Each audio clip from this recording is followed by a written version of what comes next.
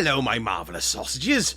It's a rather quiet Sunday afternoon, and I thought to myself, well, why don't I do a Lost Sector guide for K1 Revelation, my least favourite legend Lost Sector on the moon. So, let's have a little look at this first of all and see what we've got. So in this baby, we've got barrier champions and unstoppable champions. It's a void burn, there's arc shields, well, there's two arc shields, they're not really much of a problem, and there's the modifiers of fire pit as well. Now, the exotic reward is chest this week, but you might be playing it when it's heads or legs or arms or whatever. So yes, let's have a little look now at what I've got for my loadout. Now, I'm going Void as my main subclass, to be perfectly honest, because it's a nice to give a bit of a big kick in, and I've gone for my Nova Bomb Cataclysm there as well, to smash things in the face really hard. I've gone for a Healing Rift, you know, to heal. I've gone for Strafe Glide Jump, who cares about that. Pocket Singularity, this is very useful, taking out those big clumps of gits together. Shoot them with this, you get a nice rippling chain reaction, which is excellent, and Vortex Grenades as well. Now, for my aspects, I've gone for Feed the Void, and I've gone for Child of the Gods, because I want to have 4 fragment slots. If you pick the other one, the Chaos Accelerant here, you're only going to have 3 fragment slots. So that's why I've picked both of those, and of course they're both very, very handy.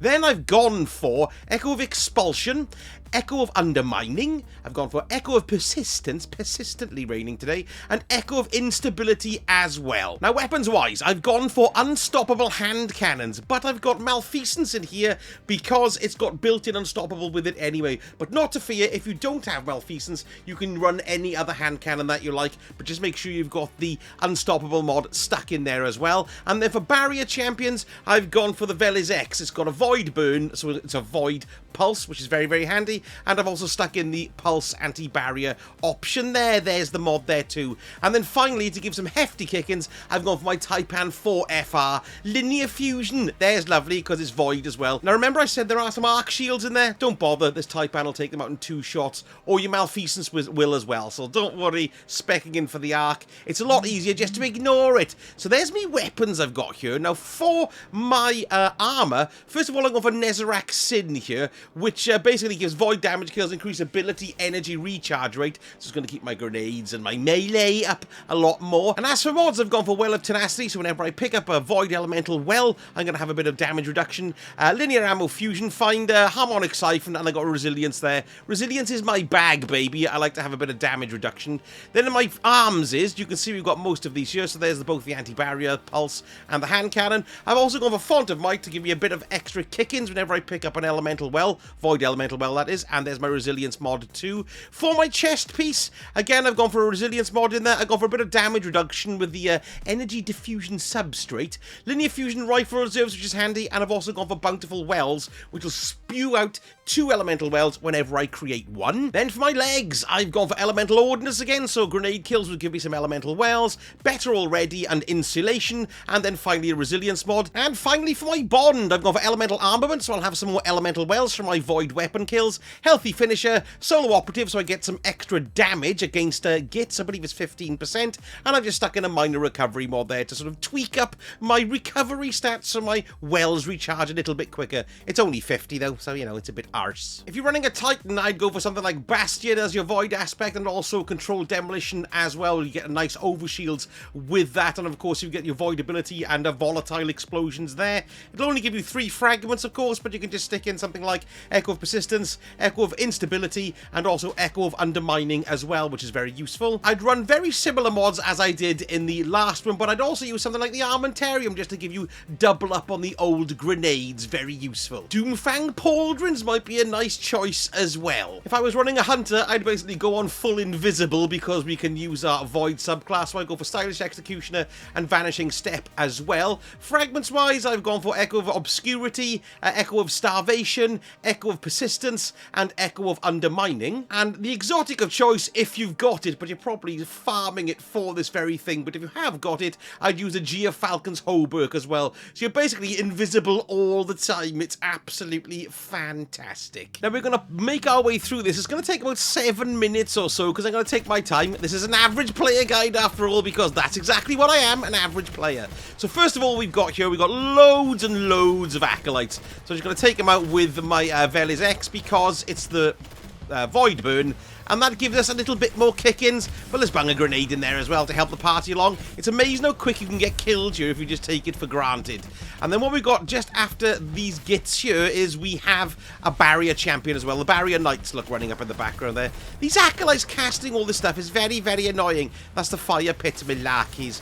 Here we go with our pocket singularity. It's lovely. There we go. Nice chain reaction on them all. And we've got a bit of a void killage going on there. Right. We're going to stroll on down now, and we're going to see where the barrier champion, he just jumped off the ledge down here. So let's sort him out. He'll be hiding by a box. There he is. And we're just going to slowly shove him in the face like that. He's going to pop his clogs any sec. There he goes, but that's all right. We just had enough ammo there to sort him out.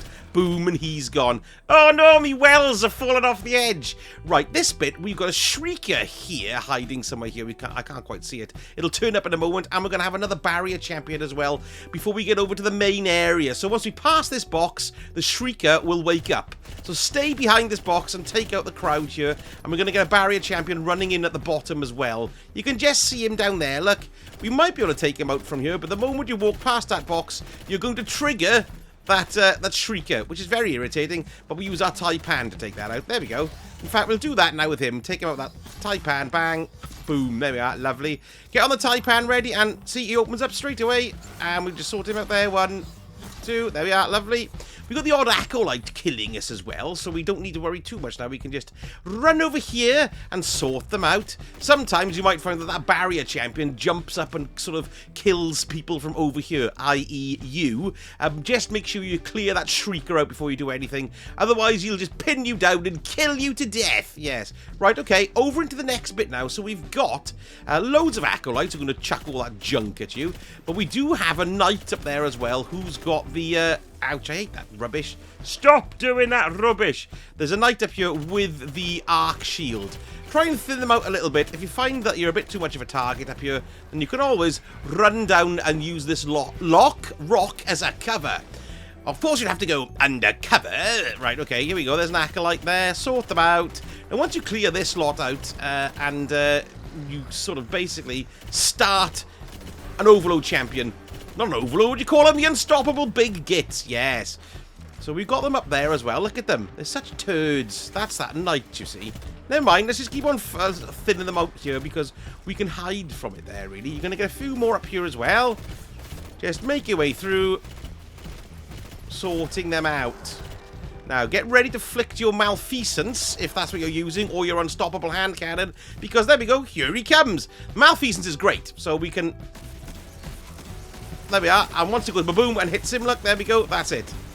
So the 5 bullets go in, and then you get the chain explosions, and then that's what stuns him. So you can see he's already down to almost gone health, and boom!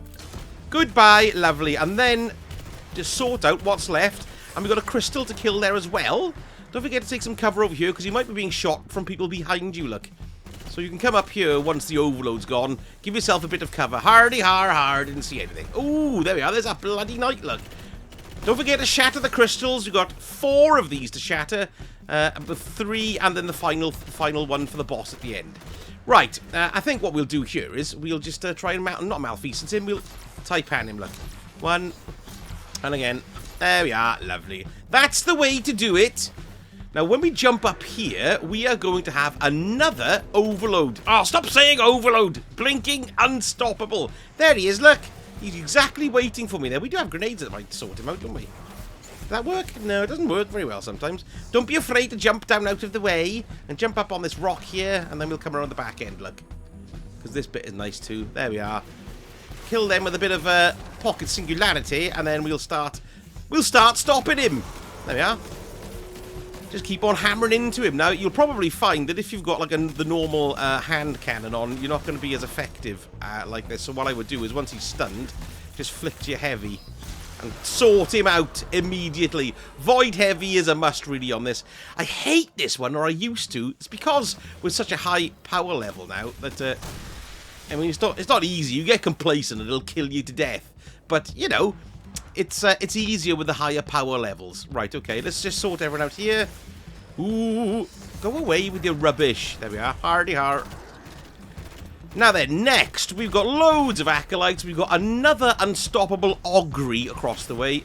So just use these as cover, and we'll just sort of sort our way out here. I'm packing my super, basically. I'm keeping my super until the end, because you get quite a few gits at the end as well. And the main boss type person. There we are. There's the chap with the shield. Luckily, those things don't give him much cover. There we go. That's what we wanted. Finish these guys over, and then once we run over here, we're going to get that unstoppable turnip, and it will turn up. Unstoppable turnip. Over we go. There we go. Is he here yet? No. Just acolytes. Got to kill a couple of these, probably, to prompt him to turn up. It's usually enemies turn... the amount of enemies you kill usually prompt these things to turn up. There's nice grenades for you there, too. Lovely. Yeah, we can see his stupid face, look, just in the horizon. Change to our malfeasance, and into him.